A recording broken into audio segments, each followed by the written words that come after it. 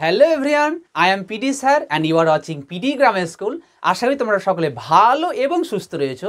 আজকের ক্লাসে আলোচনা করা হবে অতি সহজ পদ্ধতিতে এ, অ্যান এবং দায়ের ব্যবহার সম্পর্কে, এবং তার সাথে সাথে তোমরা শিখতে পারবে আর্টিকেল ব্যবহার করে কিভাবে স্পোকেন ইংলিশ শেখা যায়।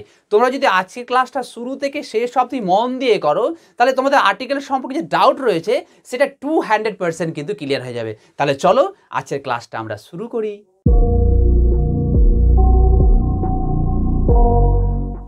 ইংলিশ গ্রামারে আর্টিকেলকে দুই ভাগে ভাগ করা হয়, এক ডিফিনিট আর্টিকেল আর একটা হচ্ছে ইনডেফিনিট আর্টিকেল। ডিফিনিট আর্টিকেল মানে হচ্ছে নির্দিষ্ট করে বোঝাবে, আর ইনডেফিনিট আর্টিকেল অনির্দিষ্ট করে বোঝাবে। ডিফিনিট আর্টিকেলের মধ্যে রয়েছে দা, আর ইনডেফিনিট আর্টিকেল রয়েছে এ এবং অ্যান। নির্দিষ্ট করে কোনো ব্যক্তি বস্তুকে বোঝাতে আমরা দা ব্যবহার করব, আর অনির্দিষ্ট করে কোনো ব্যক্তি বস্তু বা যে কোনো একটিকে বোঝাতে আমরা এ বা অ্যান ব্যবহার করব। এবারে আমরা কিছু ডেফিনিট আর ইনডেফিনিট আর্টিকেলের উদাহরণ বা এক্সাম্পল দেখে নেব। ডেফিনিট আর্টিকেল এক্সাম্পলগুলো দেখো, পদ্মার আগে দেওয়া হয়েছে, আর্থের আগে দেওয়া হয়েছে, ঠিক একই রকমভাবে ভায়োলিন, হিমালয়া, টাইটানের আগে কিন্তু দেওয়া হয়েছে। আবার যদি আমরা লক্ষ্য করি তাহলে দেখতে পাবো Bible, Taj Mahal, USA, world war 1-এর আগেও কিন্তু আমরা দেওয়া হয়েছে। ঠিক তারপরে দেখো নর্থ, হিন্দুস আর টেলিগ্রাফের আগে আমরা কিন্তু দা দেখতে পাচ্ছি। ইনডেফিনিট আর্টিকেল এক্সাম্পলে দেখো, এখানে অ্যাপেল রয়েছে, অ্যাপেলের আগে অ্যান হয়েছে, ম্যানের আগে এ হয়েছে, ইউনিভার্সিটির আগে এ হয়েছে, ইউরোপিয়ানের আগে এ হয়েছে। আবার দেখো 1 রুপি নোটের আগেও কিন্তু এখানে এ হয়েছে। ওয়ানেস্ট ম্যান, এম এ দুটোর আগে কিন্তু আমরা অ্যান হয়েছে দেখতে পাচ্ছি। আবার শেষে যদি লক্ষ্য করো তাহলে দেখতে পাবে ভিডিওর আগে এখানে এ হয়েছে। তোমরা যদি এই উদাহরণগুলোতে লক্ষ্য করো তাহলে দেখতে পাবে কোথাও দা বসেছে, আবার কোথাও অ্যান বসেছে, আবার কোথাও এ বসেছে। বেশিরভাগ ছাত্রছাত্রীরা এক্সামে ভুল ঠিক এই জায়গাতেই করে, কারণ তারা জানে না কোথায় এ, অ্যান এবং দা বসাতে হয়। এই ভুলগুলো যাতে তোমাদের আর কখনো না হয়, তাই আমি তোমাদের অতি সহজ পদ্ধতিতে এ, অ্যান এবং দায়ের কনসেপ্টটা 100% ক্লিয়ার করে দিচ্ছি। তোমরা জানো এ থেকে জেড পর্যন্ত মোট 26টি লেটার বা বর্ণ রয়েছে। এর মধ্যে 21টি কনসোনেন্ট আর বাকি 5টি হচ্ছে ভাওয়েল। তাহলে ভাওয়েলগুলো কি কি? A, E, I, O, U. Singular countable নাউনের শুরুতে যদি ভাওয়েল থাকে তাহলে অ্যান বসাতে হবে। সিঙ্গুলার কাউন্টার নাউনটা কি? একটি মাত্র বোঝাবে আর গোনা যাবে। আমি এখানে দেখো 3টে উদাহরণ দিয়েছি, সে 3টেই হচ্ছে সিঙ্গুলার কাউন্টেবল নাউন। তাহলে অ্যাপেলের শুরুতে এ ভাওয়েল রয়েছে, আউলের ও ভাওয়েল রয়েছে, আবার এগের ই ভাওয়েল রয়েছে। তাহলে আমরা অ্যান বসাবো, তাহলে আমরা অ্যান বসাই। তাহলে an apple, an owl, an egg. আবার সিঙ্গুলার কাউন্টেবল নাউনের শুরুতে যদি কনসোনেন্ট থাকে তাহলে এ বসাতে হবে। এ, ই, আই, ও, ইউ, এই 5টি ভাওয়েল বাদ দিলেই বাকি 21টি হচ্ছে কনসোনেন্ট। 3টে উদাহরণ রয়েছে, ম্যানের এম কনসোনেন্ট, বুকের বি কনসোনেন্ট, ক্যাটের সি কনসোনেন্ট। তাহলে আমরা এ বসাবো, এ বসালে হবে এ ম্যান, তাহলে হবে এ বুক, এ ক্যাট। রুল নাম্বার 1-এ তোমরা জেনেছো ভাওয়েল থাকলে অ্যান বসে, কিন্তু রুল নাম্বার 3-তে তোমরা জানবে ভাওয়েল থাকলেও এখানে অ্যান হবে না। কেন হবে না? সূত্র কি বলা হচ্ছে, শব্দের শুরুতে যদি ইউ থাকে অথবা ই থাকে এবং এদের উচ্চারণ যদি ইউ এর মতো হয় তাহলে অ্যান হবে না, এ হবে। 3টে উদাহরণ দেখো, সেই 3টে উদাহরণ তোমরা যদি ভালো করে লক্ষ্য করো তাহলে রুল নাম্বার 3 100% কিন্তু কনসেপ্ট ক্লিয়ার হবেই। ইউনিভার্সিটি রয়েছে, ইউজফুল অ্যানিমাল রয়েছে, আর ইউরোপিয়ান রয়েছে। ইউনিভার্সিটি উচ্চারণ করতে দেখো ইউ, এখানে যে ইউ রয়েছে তার উচ্চারণটা আমরা কার মতো করছি? University, university. এখানে যে ইউ রয়েছে সেই ইউ এর উচ্চারণটা আমরা কিন্তু ইউ এর মতো করছি। আবার ইউজফুল অ্যানিমাল, ইউজফুল বলার সময় দেখো এখানে যে ইউ রয়েছে, ইউজফুল অ্যানিমাল, ইউটাকে কিন্তু আবার ইউ এর মতোই উচ্চারণ করছি। নেক্সট দেখো ইউরোপিয়ান, ইউরোপিয়ান এখানে ই রয়েছে, ইটাকেও আমরা কার মতো উচ্চারণ করছি? ইউরোপিয়ান, ইটাকে বলার সময় আমরা ইউ এর মতো বলছি। তাহলে সূত্র কি বলা হচ্ছে? ইউ অথবা ই এদের উচ্চারণ যদি ইউ এর মতো হয় তাহলে এ হবে। তাহলে আমরা এ বসিয়ে দিই, a university, a useful animal, আর হবে এ ইউরোপিয়ান। এর আগে তোমরা জেনেছো ভাওয়েল থাকলে অ্যান বসে। রুল নাম্বার 4-এ তোমরা জানবে অ্যান বসবে না। কেন হবে না? সূত্র কি? সূত্র হচ্ছে কোনো শব্দের শুরুতে যদি ও থাকে আর ও এর উচ্চারণ যদি ওয়ার মতো হয় তাহলে অ্যান না হয়ে এখানে এ হবে। 3টে উদাহরণ রয়েছে, 1 রুপি নোট, 1 আইড ম্যান, আর ওয়ান সাইডেড গেম।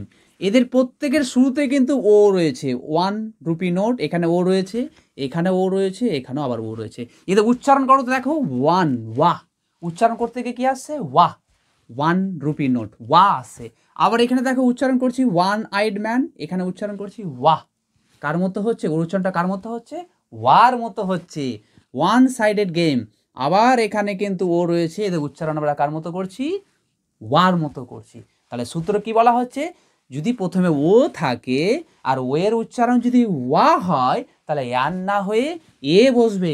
তাহলে আমরা এ বসিয়ে দিই, এ 1 রুপি নোট, এ 1 আইড ম্যান, এ 1 সাইডেড গেম। অলরেডি তোমরা জেনে ফেলেছো শব্দের শুরুতে যদি কনসোনেন্ট থাকে তাহলে এ বসে। রুল নাম্বার 5-এ তোমরা জানবে শুরুতে কনসোনেন্ট থাকা সত্ত্বেও এ হবে না, অ্যান হবে। কেন? শব্দের শুরুতে যদি এইচ থাকে আর এইচ এর উচ্চারণ যদি ওয়া বা আ বা ভাওয়েলের মতো হয়, তাহলে এ না হয়ে অ্যান হবে। দেখো এখানে 3টে উদাহরণ রয়েছে, সেই 3টে উদাহরণ তোমরা যদি ভালো করে লক্ষ্য করো তাহলে ক্লিয়ার হয়ে যাবে। অনেস্ট ম্যান, আওয়ার আর আয়ার রয়েছে। অনেস্ট ম্যানের এইচ উচ্চারণ করো, দেখো তো, অনেস্ট ম্যান, অ এর মতো হচ্ছে, তাহলে এখানে এইচ এর উচ্চারণ কার মতো পাচ্ছি, অ এর মতো হচ্ছে। আবার এখানে দেখো কি রয়েছে, আওয়ার, আ, এইচ এর উচ্চারণটা আমরা কিন্তু আয়ের মতো করছি। আবার নেক্সট দেখো এখানে কি রয়েছে, আয়ার, এইচ এর উচ্চারণ এখানে কিন্তু আমরা আয়ের মতো করছি। সূত্র কি বলা হচ্ছে, যদি শব্দের শুরুতে যদি এইচ থাকে আর এর উচ্চারণ যদি ওয়া আ বা ভাওয়েলের মতো হয়, তাহলে আমরা অ্যান বসাবো। তাহলে অ্যান বসিয়ে দিই, তাহলে an honest man, an hour, an heir. Abbreviation বা সংক্ষিপ্ত নামের শুরুতে যদি কনসোনেন্ট থাকে আর সেই কনসোনেন্টের উচ্চারণ যদি ভাওয়েলের মতো হয়, তাহলে সেখানে আমরা এ না বসে অ্যান বসাবো। 3টে উদাহরণ রয়েছে, দেখো M A, LLB R HS school. M এর যে প্রথম লেটারটা সেটা হচ্ছে এম, এম উচ্চারণ করো তো, এম, এর মতো হচ্ছে উচ্চারণ। তাহলে এম এর উচ্চারণ এখানে কি পাচ্ছি আমরা, এর মতো পাচ্ছি। তাহলে এখানে কি হবে, অ্যান এম এ হবে। নেক্সট দেখো উদাহরণ রয়েছে LLB। LLBর প্রথম লেটারটা কি এল, সেই এলটা উচ্চারণ করো তো, এল, এল উচ্চারণ করার সময় আমরা কিন্তু এ, এ পাচ্ছি, তাই তো। তাহলে এখানে কি হবে, অ্যান LLB হবে। নেক্সট দেখো কি লেখা রয়েছে, HS স্কুল। HS স্কুলের প্রথম লেটারটা কি এইচ, সেই এইচ উচ্চারণ করো, এইচ, এইচ, এইচ উচ্চারণ করতে গিয়ে আমরা কিন্তু এ পাচ্ছি, তাহলে এখানেও কিন্তু অ্যান বসে যাবে। রুল নাম্বার 6 তোমাদের ক্লিয়ার করার জন্য আমি তোমরা একটা ছোট্ট ট্রিক বলছি। অ্যাব্রিভিয়েশন বা সংক্ষিপ্ত নামের শুরুতে যদি এফ, এইচ, এল, এম, এন, আর, এস বা এক্স থাকে, তাহলে অ্যান বসাতে হবে। এরপর আমরা জানবো দায়ের ব্যবহার। তোমরা শুরু থেকে শেষ সাথে ভালো করে যদি দায়ের ব্যবহারটা ক্লিয়ার করো, তাহলে তোমাদের এক্সাম হবে খুব ফাটাফাটি। তো চলো, রুল নাম্বার 1-এ কি লেখা রয়েছে, নদীর নামের আগে দা হবে। 3টে মাত্র উদাহরণ রয়েছে, সেই 3টেই হচ্ছে নদীর নাম। কি রয়েছে, পদ্মা, নাইল, গঙ্গা। এছাড়াও পৃথিবীতে আরও নদী যে রয়েছে সেই নদীর নামেও আগেও কিন্তু দা হবে। তাহলে পদ্মার আগে কি হবে, দা পদ্মা হলো। নাইল আছে, নাইল একটা নদীর নাম, নদীর নামের আগে দা নাইল হলো। গঙ্গা, গঙ্গা একটা নদী, এর আগেও দা হচ্ছে। রুল নাম্বার 2-এ দেখো, যা কিছু এক এবং অদ্বিতীয় রয়েছে তার নামের আগে দা হবে। এক এবং অদ্বিতীয় ব্যাপারটা কি, পৃথিবীতে এমন কোনো জিনিস যেটা একটাই রয়েছে, দুটো নেই। যেমন ধরো আর্থ, আর্থ মানে পৃথিবী, একটা রয়েছে। মুন, মুন মানে চাঁদ, একটা রয়েছে। সান মানে সূর্য, একটা রয়েছে। তাহলে এদের নামের আগে কি হবে, দা হবে। তাহলে the earth, the moon, the sun. Rule number 3-তে দেখো, সংবাদপত্রের নামের আগে দা হবে। প্রথম আলো, প্রতিদিন আর টেলিগ্রাফ, এই 3টে মাত্র সংবাদপত্র রয়েছে। তোমরা জানো সংবাদপত্রের নামের আগে দা বসাতে হবে। তাহলে দেখো প্রথম আলোর আগে আমরা কি বসাবো, দা বসাবো, তাহলে দা প্রথম আলো হলো। প্রতিদিন রয়েছে, প্রতিদিনের আগে কি বসাবো, দা বসাবো, তাহলে দা প্রতিদিন হলো। আর টেলিগ্রাফ রয়েছে, টেলিগ্রাফের আগে আমরা দা বসাবো, দা। রোল নাম্বার 4 দেখো, ধর্মগ্রন্থের নামের আগে দা হবে। এখানে মাত্র 3টে উদাহরণ দিয়েছি, কোরআন, গীতা, বাইবেল। এছাড়াও বিভিন্ন রকম ধর্মগ্রন্থ আছে, সেই ধর্মগুলোতে দা হবে। তাহলে কোরআনের আগে আমরা দা বসাবো, দা কোরআন হলো। গীতার আগে দা বসাতে হবে, তাহলে দা গীতা হলো। আর বাইবেলের আগে দা বসবে, দা বাইবেল। রুল নাম্বার 5-এ দেখো, সম্প্রদায়ের নামের আগে দা হবে। আমি 3টে মাত্র উদাহরণ দিয়েছি, হিন্দুস, মুসলিম, শিখ। এছাড়াও কিন্তু বিভিন্ন রকম সম্প্রদায় রয়েছে, যেমন খ্রিস্টান, বৌদ্ধ, জৈন, এদের আগেও কিন্তু দেওয়া হবে। তাহলে কি হবে? The Hindus, the Muslims, the Sikhs. Rule number 6-এ দেখো দিকের নামের আগে দা হবে। আমরা জানি 4টা দিক রয়েছে, উত্তর, দক্ষিণ, পূর্ব, পশ্চিম, নর্থ, সাউথ, ইস্ট, ওয়েস্ট, এদের আগেও কিন্তু দা হবে। তাহলে দা নর্থ, দা সাউথ, দি ইস্ট, দা ওয়েস্ট। রুল নাম্বার 7-এ দেখো সমুদ্র, পর্বতমালা, উপসাগর, দ্বীপপুঞ্জ, মরুভূমির নামের আগে দা বসাতে হবে। এখানে উদাহরণ রয়েছে রুল নাম্বার 7-এ, ভালো করে লক্ষ্য করো। প্যাসিফিক ওশান, প্যাসিফিক ওশান মানে প্রশান্ত মহাসাগর, তাই প্রশান্ত মহাসাগরের আগে আমরা দা বসাবো। তারপরে উদাহরণ দেখো লেখা রয়েছে বে অফ বেঙ্গল, বে অফ বেঙ্গল মানে বঙ্গোপসাগর, বঙ্গোপসাগর আগেও এখানে দা হবে। তারপরে দেখো লেখা রয়েছে হিমালয়াস, এটা পর্বতমালাকে বোঝাচ্ছে, তাহলে আমরা জানি পর্বতমালার নামের আগে কি হবে? দা হবে, তাহলে দা হিমালয়াস। নেক্সট দেখো লেখা রয়েছে মালদ্বীপস, এটা একটা দ্বীপপুঞ্জকে বোঝাচ্ছে, দ্বীপপুঞ্জের নামের আগে দা বসাতে হবে, তাহলে কি হচ্ছে? দা মালদ্বীপস। নেক্সট দেখো লেখা রয়েছে সাহারা, সাহারা একটা মরুভূমির নাম, আমরা জানি মরুভূমির নামের আগে কি বসবে? দা বসাতে হবে, তাহলে দা সাহারা। নেক্সট দেখো রুল নাম্বার 8-এ বাদ্যযন্ত্রের নামের আগে দা বসাতে হয়। বাদ্যযন্ত্রটা কি? বাদ্যযন্ত্র মিউজিক্যাল ইনস্ট্রুমেন্টকে বলা হয়, গিটার, তবলা, ভায়োলিন, এগুলো সবগুলোই হচ্ছে মিউজিক্যাল ইনস্ট্রুমেন্ট। তাহলে মিউজিক্যাল ইনস্ট্রুমেন্ট আগে আমরা দা বসাবো, যেমন দা গিটার, দা তবলা, দা ভায়োলিন। রুল নাম্বার 9-এ দেখো জাহাজের নামের আগে দা বসবে।